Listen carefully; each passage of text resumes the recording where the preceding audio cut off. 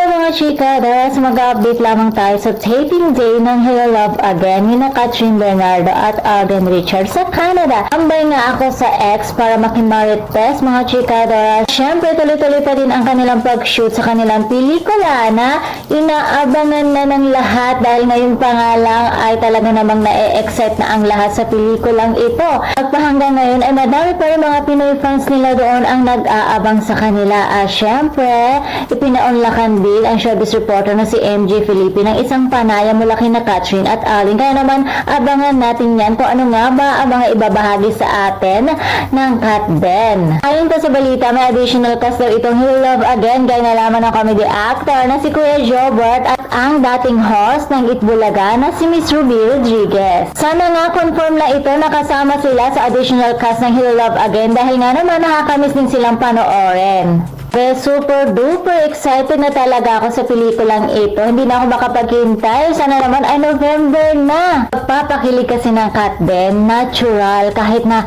walang akbay, walang holding hands, walang sweet moments, pero basta magkasama lang sila, andun pa rin yung kilig, diba? So, nakakatuwa yung gano'n na maramdaman mo na sila na talaga nagpapakilig sa akin.